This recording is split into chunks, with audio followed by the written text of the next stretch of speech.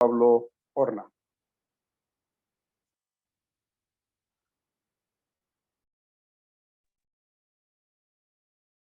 Buenas noches a todos. Eh, Hermanos, muchas bendiciones. ¿Me escuchan? Quiero asegurarme de que me escuchen. Alguien, por favor, que me diga. Amén. Sí, hermanos. Alto y Ok, claro. excelente. Excelente. Perfecto, dice un amado hermano por ahí. Muy bien, hermanos.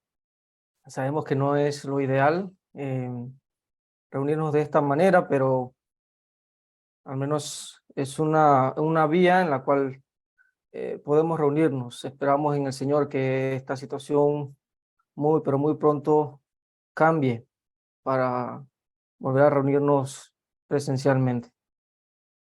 Ok, vamos a adentrarnos en materia. Como sabemos, estamos estudiando preguntas y respuestas y hoy vamos a adentrarnos en una nueva pregunta. Vamos a ubicarnos allá. Hoy vamos a entrar en una nueva sección, hermanos, una nueva sección que he titulado Ética y Moral, donde pues hemos recibido diferentes preguntas que tienen que ver con la ética y moral del cristiano. Y hoy vamos a tocar la pregunta que tenemos en pantalla. ¿Puede un cristiano participar en protestas, cerrando calles o promover cierres en sus redes sociales? ¿Cómo debe ser su comportamiento con respecto a la política? ¿Puede usar adjetivos de burla en sus publicaciones? Mm, Más que pertinente en estos momentos, ¿no? En los que estamos enfrentando estas dificultades en nivel nacional. Así que vamos a responder esta pregunta bíblicamente, por supuesto. Vamos a ver qué es lo que dice la palabra de Dios al respecto. Voy a también solicitar su ayuda. Esta es una clase bíblica. Necesito que me apoyen con versículos, también preguntas que puedan tener. Muy bien, así que vamos a iniciar. Evidentemente, hermanos, estas preguntas no buscan saber la posibilidad de que un cristiano haga estas acciones. De poder puede, sino más bien la moralidad de estas, ¿no? Es lo que busca saber. En otras palabras, ¿son estas acciones correctas o incorrectas?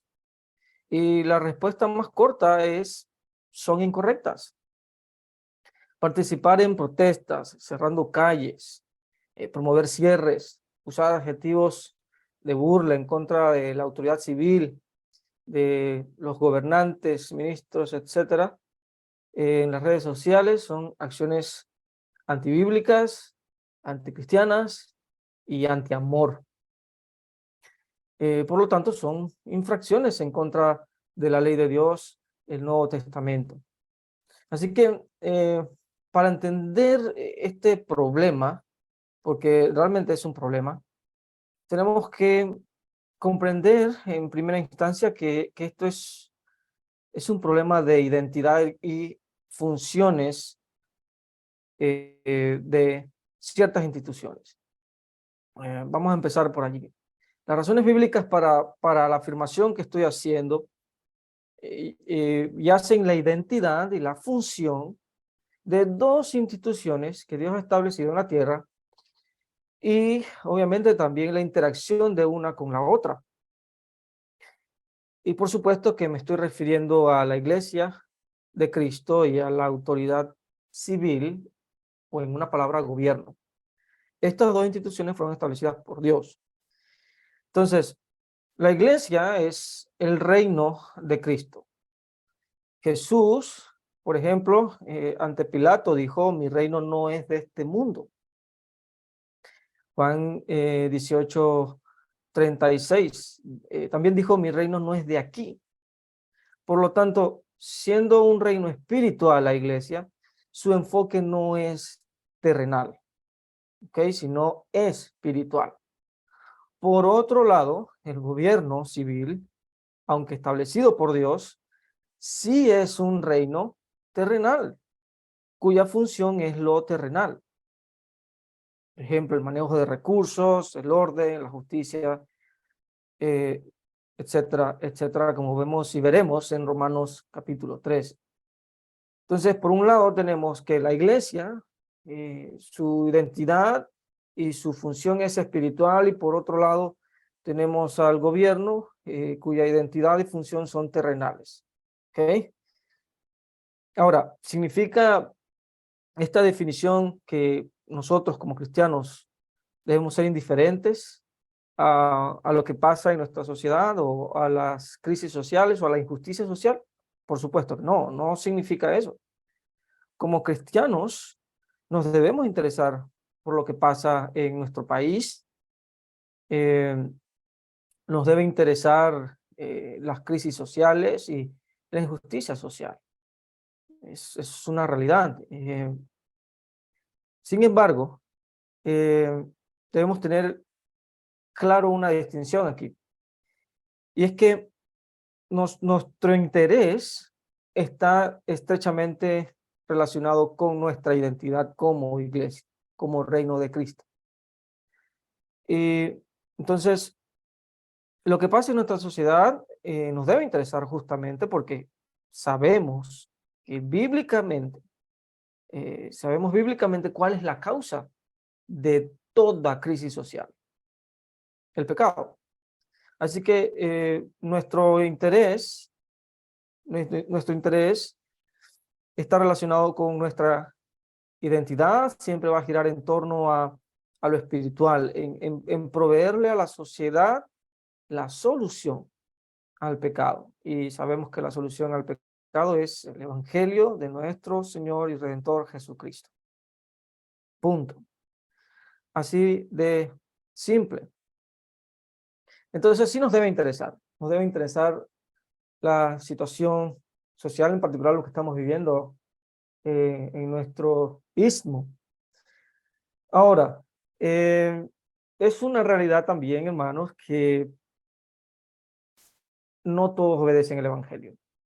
Eso lo vemos en Romanos 10, 1 de Pedro 4, 17, 2 de Tesalonicenses 1, 8 y otros versículos que podríamos mencionar. Nosotros podemos ofrecer el evangelio que va a remediar un montón de situaciones sociales, pero no todos obedecen el evangelio. Así que mientras el hombre tenga libre albedrío, siempre habrá injusticias en este mundo. ¿Ok? Entonces, tenemos que tener eso presente. Ahora, aquí es donde el gobierno civil entonces hace su parte en los planes de Dios. Según Romanos 13, la autoridad civil ha sido establecida por Dios para poner orden y justicia. Sin embargo, siempre estará limitada porque hay varias áreas en las que no puede legislar y en las que puede, pues va a estar también limitada. Diferentes razones. En Latinoamérica vemos esto, las razones comunes: corrupción, falta de recursos, avaricia, etcétera, etcétera.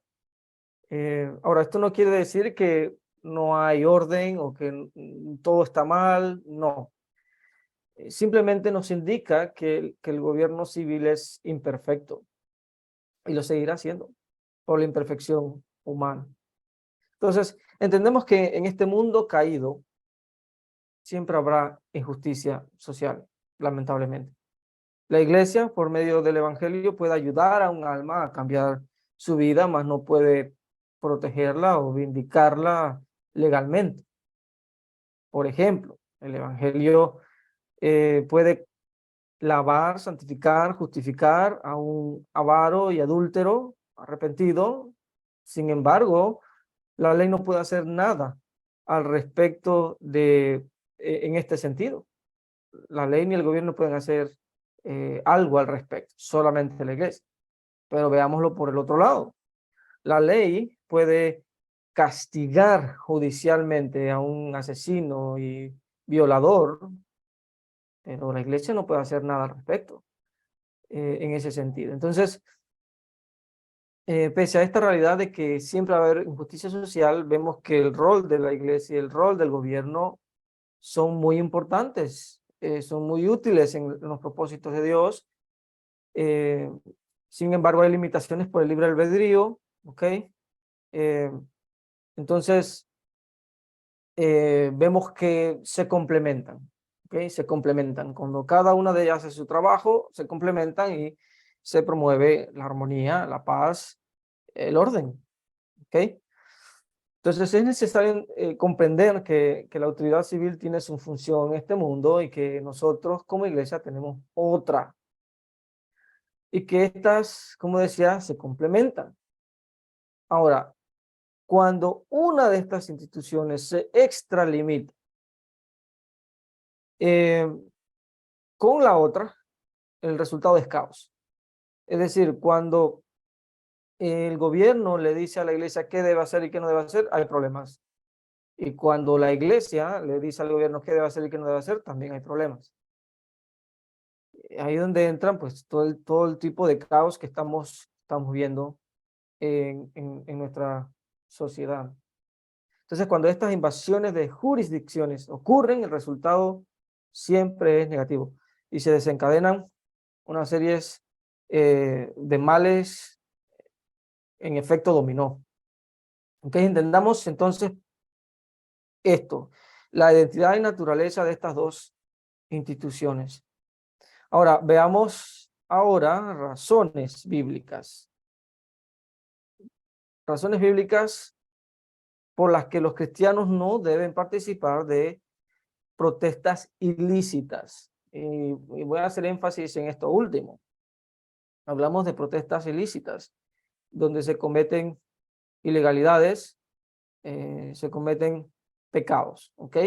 Estoy hablando tanto en cuanto a la autoridad civil como la autoridad divina. Recordemos que ambas vienen de Dios, ambas han sido establecidas por Dios.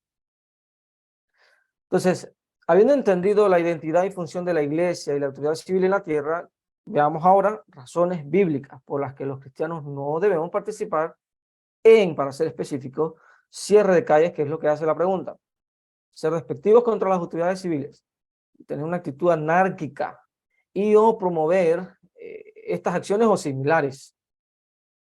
¿Ok?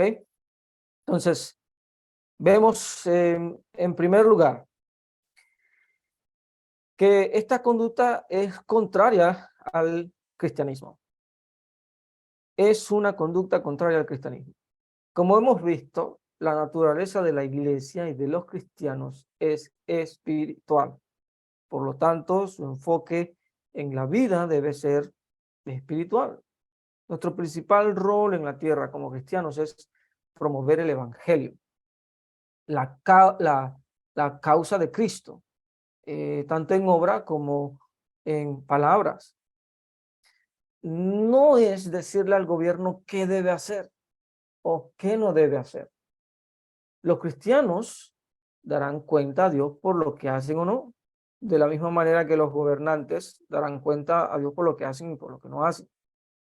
La iglesia debe dar a conocer la multiforme sabiduría de Dios. Alguien que lea, por favor, Efesios 3:10. Y por otro lado, cada cristiano ya a nivel individual debe buscar las cosas de arriba y poner la mirada en las cosas de arriba, no en las cosas de la tierra. Colosenses 3:1 y 2. Alguien también que lea ese pasaje. Efesios 3:10 y Colosenses 3:1 y 2. Vamos a comenzar con Efesios 3:10, por favor. Alguien que lo tenga y lo Amén. lea. Para que la multiforme sabiduría de Dios sea ahora dada a conocer por medio de la iglesia a los principados y potestades en los lugares celestiales.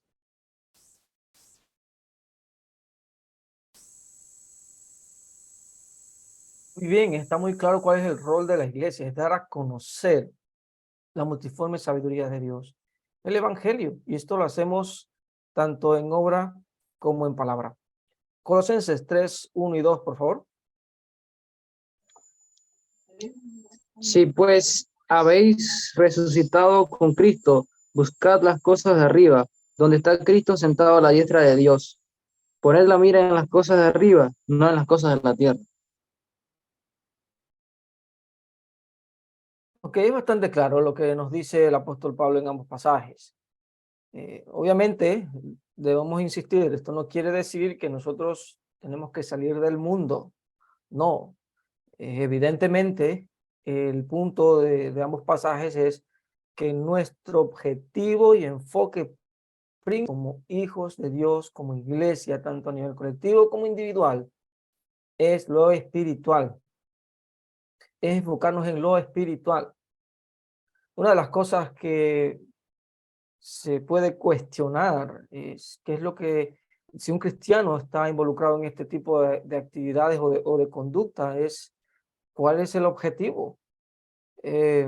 ¿Cuál es el objetivo de esto? Es una mentalidad muy terrenal, es una mentalidad de preservar la vida o de idealizar la vida aquí, cosa que sabemos que este mundo es temporal. Entonces, obviamente el apóstol nos pone en la perspectiva correcta.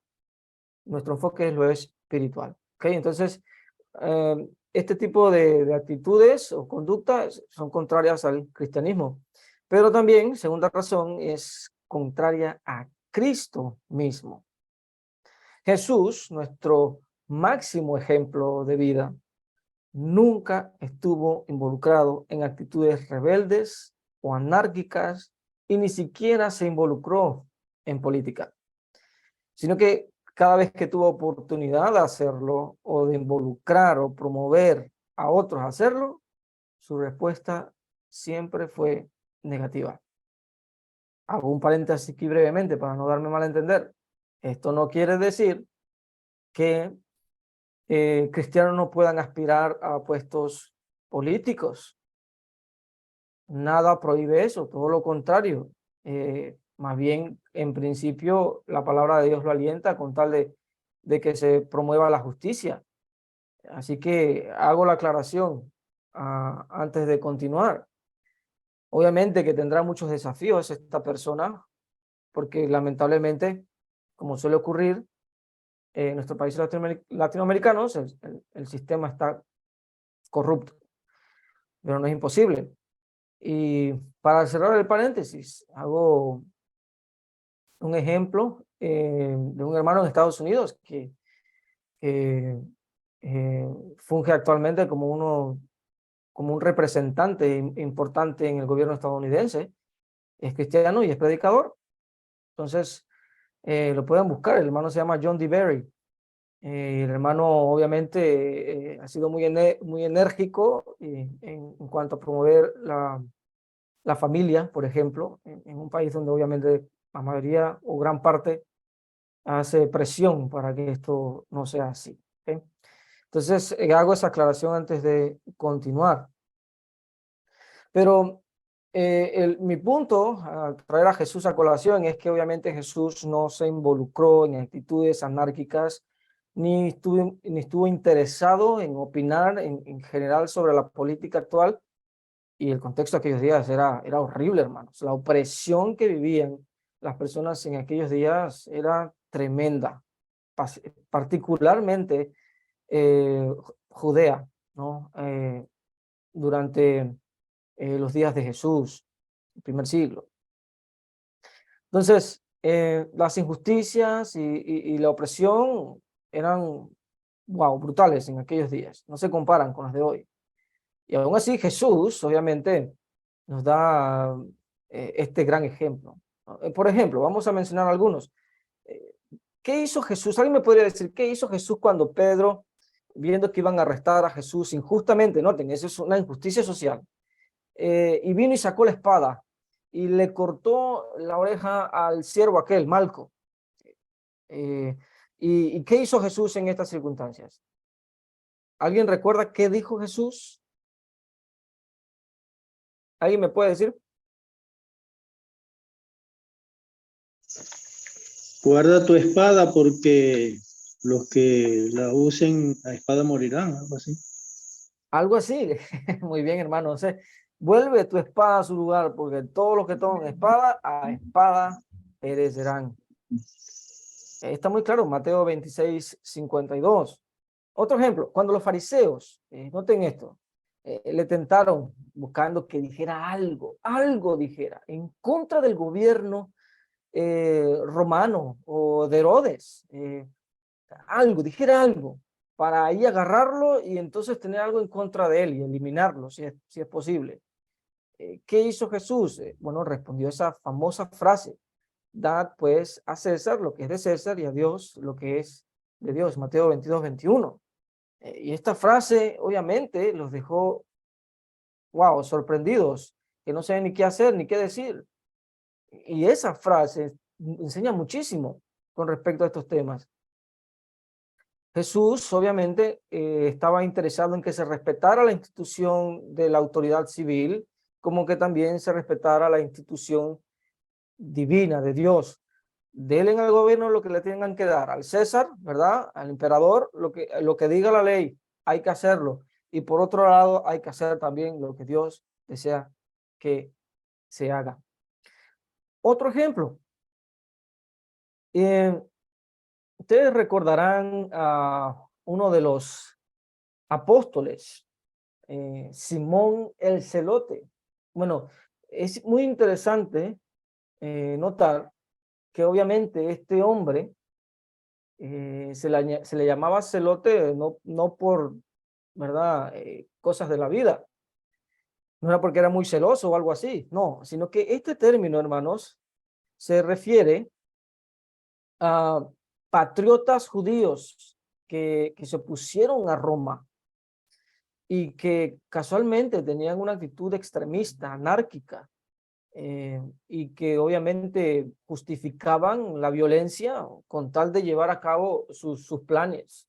De hecho, la historia nos dice que este grupo era básicamente un grupo rebelde que a cada ratito estaban en conflicto con Roma, y se llevaron a cabo varias guerras locales por cuenta de ellos. Y los judíos sufrieron mucho, porque a cada ratito estaban haciendo estragos y problemas. Entonces, noten esto, Jesús tenía entre sus filas a un celote. En otras partes también se le llama Simón el Cananista. Decía, era alguien patriótico, alguien que iba a la guerra, que iba a quitar la vida de quien sea si era necesario con tal de liberar a la nación judía de la opresión romana. Bueno, resulta que obviamente Jesús restaura a este hombre y lo hizo un apóstol. Esto nos dice ya muchísimo en cuanto a la actitud de nuestro Salvador con respecto a la autoridad civil. Tercera razón, esta conducta es contraria a la ley de Dios. Aquí obviamente vamos a hacer un poco más de énfasis. Entendemos nosotros como cristianos que debemos someternos a toda autoridad civil. Si no lo hacemos, resistimos a Dios. Romanos 13, acompáñame allá, Romanos 13, 1 y 2, dice así, Romanos 13, 1 y 2. Sométase toda persona a las autoridades superiores, porque no hay autoridad sino de parte de Dios, y las que hay por Dios han sido establecidas. De modo que quien se opone a la autoridad, a lo establecido por Dios, resiste, y los que resisten acarrean condenación para sí mismo. Aquí está muy claro, los cristianos debemos someternos a toda autoridad civil. Si no lo hacemos, resistimos a Dios. La autoridad civil ha sido establecida por Dios. Estos versículos nos lo dicen claramente. Pero hay algo más. También debemos someternos a toda institución humana, ya sean reyes, ya sean gobernadores. Debemos sujetarnos a ellos, debemos obedecerles, debemos temerles, debemos honrarlos y no difamarlos, porque esta es la voluntad de Dios. A ver, vamos a pedirle a alguno, ¿verdad?, que nos lea 1 de Pedro 2, 13 al 15 y versículo 17. Repito, 1 de Pedro 2, 13 al 15 y el versículo 17. Y alguien más, vaya preparándose, por favor. Tito 3, 1 y 2. Tito 3, 1 y 2. Notemos lo que acabo de mencionar en estos versículos. Es muy claro. 1 de Pedro 2, 13 al 15 y 17. Y luego vemos Tito 3, 1 y 2. Por favor. Primera de Pedro, Pedro. alguien. Por causa del Señor, someteos a toda institución humana, ya sea al rey como a superior, ya a los gobernadores como por él enviados para castigo de los malhechores y alabanza de los que hacen bien. Porque esta es la voluntad de Dios, que haciendo bien hagáis callar la ignorancia de los hombres insensatos. Versículo 17. Honrad a todos, amad a los hermanos, temed a Dios, honrad al rey. Más claro, imposible. Y notemos el énfasis en el versículo 15, porque esta es la voluntad de Dios. Esta es la voluntad de Dios. Ahora notemos algo más, Tito 3, 1 y 2. ¿Alguien, por favor?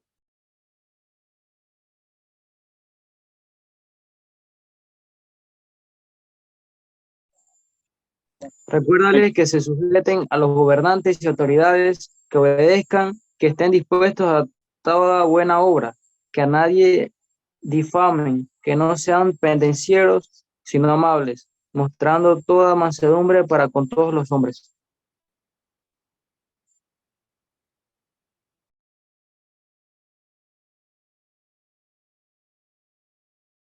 Ok, estamos teniendo problemitas acá.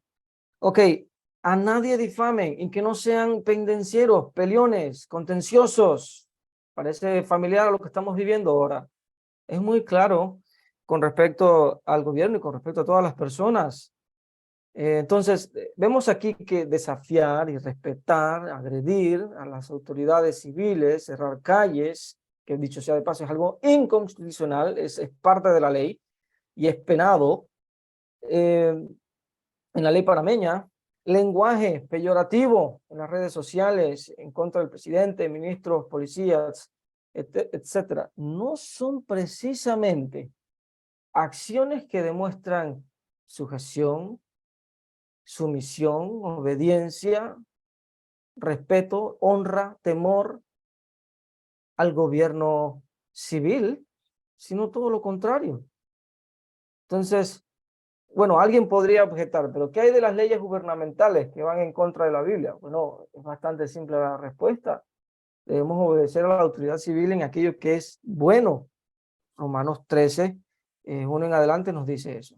Debemos obedecer al gobierno civil en aquellas cosas que son buenas obras, dice Tito 3:2, como leímos hace un momento. Entonces, evidentemente, nosotros tenemos que obedecer a Dios primero, antes que los hombres, Hechos 5:29. Entonces, nuestra obediencia a la autoridad civil va a estar limitada al hecho de que siempre y cuando sean leyes, siempre y cuando sean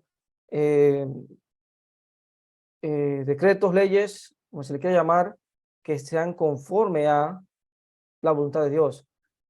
Por ejemplo, cuando el gobierno, digamos, haga una ley de que los cristianos no se pueden congregar los domingos, obviamente nosotros no tenemos por qué obedecer esa ley. Esa ley va en contra de la voluntad de Dios y la voluntad de Dios es superior. Entonces debemos guardar la ley de Dios primero. ¿Ok? Así que recordemos esos dos aspectos. Romanos 13 habla de aquello que es lo bueno. Tito 3:2 habla de aquellos que son buenas obras, no aquello que es malo. ¿Ok? Y recordemos que la ley de Dios está por encima de la ley civil. Por último, otra objeción común es, bueno, lo que pasa es que el gobierno hace lo malo, por eso hay que responder de malas maneras para que corrija. Es que la única manera que el gobierno hace caso es haciendo lo malo. Bueno, la escritura es muy clara al respecto. ¿La venganza de quién es? ¿Quiénes van a pagar por sus obras? Cada ser humano. ¿Quién es el que imparte justicia? Dios. ¿De quién es la venganza? De Dios. Así que dejemos estos juicios a Dios y no paguemos mal por mal. Dejemos que Dios se encargue. Y más bien venzamos el mal con el bien, como también enseña Romanos 12, 17, 19 y 21. Vamos a leerlo brevemente. Dice, no paguéis a nadie mal por mal, procurad lo bueno delante de todos los hombres. Romanos 12, 17.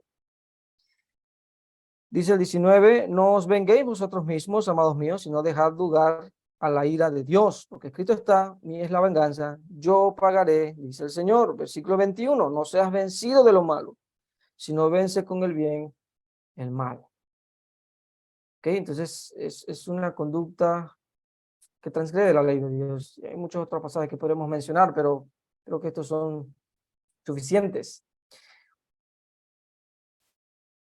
Una razón más es contraria al prójimo. O sea, es una conducta que perjudica al prójimo. ¿Y qué es lo que dice el segundo más grande mandamiento? Amarás a tu prójimo como a ti mismo. Mateo 22, 39. ¿Y qué dice la llamada regla de oro? Bueno, todas las cosas que queráis que los hombres hagan con vosotros, así también haced vosotros con ellos. Pregunta, ¿cómo un cristiano podría justificar el cierre de vías, daño a la propiedad privada y a la propiedad pública, perjuicios a miles de personas, privándolos de comida, trabajo, libre tránsito, atención médica, acceso a farmacias, educación, de congregarse, etcétera, etcétera? Obviamente, podemos preguntar, ¿en dónde está el amor al prójimo con estas acciones? Evidentemente, estas acciones son injustificables, bíblicamente hablando. No hay manera de justificar esta conducta bíblicamente. Entonces, obviamente, le estamos demostrando desprecio más bien, y estamos perjudicando a nuestro prójimo. No estamos irradiando la luz que debemos irradiar, no estamos siendo la sal que debemos ser en el mundo. Entonces, está muy claro, hermanos, que no debemos participar de estas conductas. Son contrarias al cristianismo, contrarias a Cristo mismo, contrarias a la ley de Dios, contrarias al prójimo. Ahora, ¿qué debemos hacer? Vamos a ir terminando con tres aspectos aquí. ¿Qué debemos hacer en vista de las crisis sociales o de las injusticias sociales? Bueno, primero que todo, debemos ser pacificadores. Pacificadores. En Mateo 5, una de las bienaventuranzas, Mateo 5:9, si recuerdo bien, es Mateo 5:9, Jesús dice, bienaventurados los pacificadores, porque ellos serán llamados hijos de Dios. Está muy claro, aquellos que son hijos de Dios son pacificadores. Son aquellas personas que promueven la paz, es decir, el bienestar y la armonía para con los demás. Es así de claro. Bienaventurados los pacificadores, porque ellos serán llamados hijos de Dios. Y sin duda que esto aplica en la sociedad.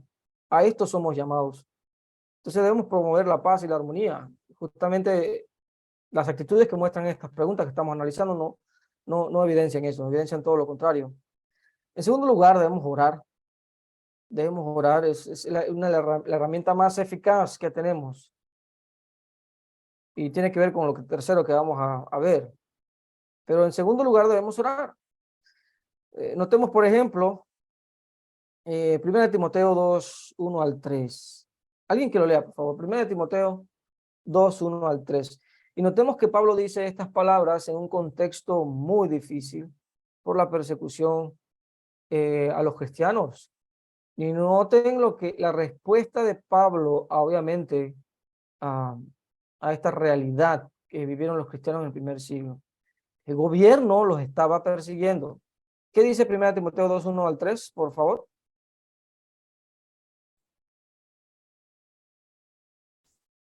Exhorto ante todo a que se hagan rogativas, oraciones, peticiones y acciones de gracias por todos los hombres, por los reyes y por todos los que están en eminencia, para que vivamos quieta y reposadamente en toda piedad y honestidad, porque esto es bueno y agradable delante de Dios nuestro Salvador. Amén y amén. Hermanos, este es un pasaje muy pertinente a lo que estamos viviendo actualmente. Notemos que debemos orar por los reyes, por aquellos que están en autoridad. ¿Con qué fin, Pablo? Dice, para que vivamos quieta y reposadamente. Dice la Nueva Biblia de las Américas, tranquila y sosegada, de manera tranquila y sosegada. ¿Por qué, Pablo? Dice, porque esto es bueno y agrada a Dios. Así que dediquémonos a orar, hermanos. Dediquémonos a orar por esta situación. Y en tercer lugar, recordando quién es el que reina. ¿Quién es el que reina?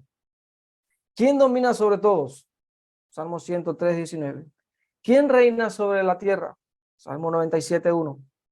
¿Quién es el que quita y pone reyes? Daniel 2, 21. ¿Quién es el que juzga a las naciones y a los reyes? Salmo 96, 10. Daniel 4, 34. Recuerden el caso de Nabucodonosor. ¿Quién es el rey de reyes y señor de señores? Salmo 10, 16. Obviamente que nuestro Dios Todopoderoso, aquel que es soberano. Así que estemos confiados en Él y esperemos en Él porque Él es soberano y Él se encargará de todo y de todos. Nuestro deber es hacer estas cosas. Así que para ir concluyendo, lamentablemente, hermanos, ahí ha habido y habrá cristianos, entre comillas, que se involucren en este tipo de actividades, ya sea por ignorancia, negligencia, carnalidad o un incorrecto patriotismo. Sin embargo, ninguna de estas razones justifica semejante conducta. Nada que el hombre pueda hacer o decir justifica el pecado delante de Dios. Ahora, ¿por qué ocurren estas conductas en algunos cristianos?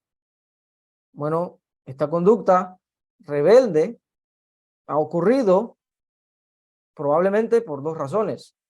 Los predicadores hemos fallado en enseñar al respecto y o porque el liderazgo local ha fallado en corregir estas conductas. Independientemente de lo que sea, no podemos tampoco desresponsabilizar o irresponsabilizar a los ofensores en estas áreas. Sin duda, esta es una tercera razón.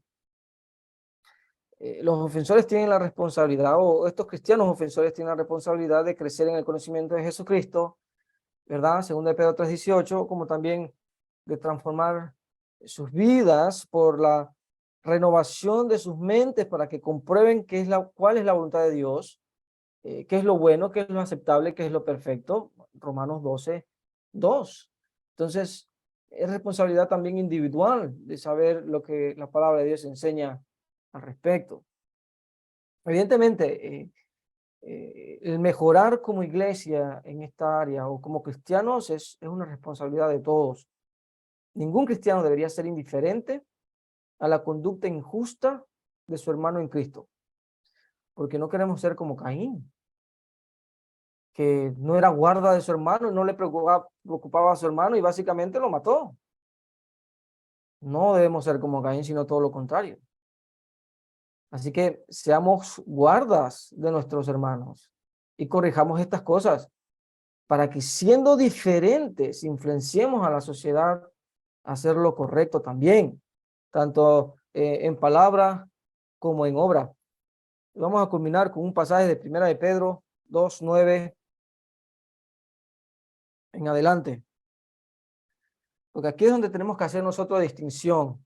1 de Pedro 2:9, mas vosotros sois linaje escogido, real sacerdocio, nación santa, pueblo adquirido por Dios, para que anunciéis las virtudes de aquel que os llamó de las tinieblas a su luz admirable. Nuestra labor es ser santos, ser distintos, diferentes, separados, dedicados para la honra de Dios, y noten allí, para anunciar las virtudes de aquel que nos sacó de las tinieblas a la luz. Luego dice, versículo 11, amados, yo os ruego como a extranjeros y peregrinos que os abstengáis ¿De qué cosa? Y empieza a listar varias cosas, ¿no? Y una de ellas es lo que vemos en 3 en adelante, que leímos hace un momento. Por causa del Señor, someteos a toda institución humana, ya sea al rey como a superior y a los gobernadores, como por él enviamos para castigo de los malhechores y alabanza de los que hacen bien, porque esta es la voluntad de Dios. Dice, hagáis callar así entonces la ignorancia de los hombres insensatos. Ahí está la distinción. Siendo santos, siendo pueblo adquirido por Dios, siendo peregrinos, extranjeros, tenemos que hacer la distinción en cuanto a nuestra conducta con respecto al gobierno civil. Entonces, mantengamos esto en mente, hermanos, porque incluso el mismo Jesús habló de esta actitud, de que debemos ser extranjeros y peregrinos. Jesús dijo, yo soy de arriba, no soy de este mundo, Juan 8:23. Entonces, quedémonos con esa reflexión, hermanos. Somos peregrinos, somos extranjeros y peregrinos. Estamos de pasada. Y como dice el himno, el mundo no es mi hogar, soy peregrino aquí. Amén. Así que el Señor me los bendiga grandemente, hermanos. Y esto, llegamos a la conclusión, ¿no? De la pregunta. No sé si alguien tiene alguna pregunta de la respuesta de la pregunta o algún breve comentario. Lo apreciaríamos muchísimo.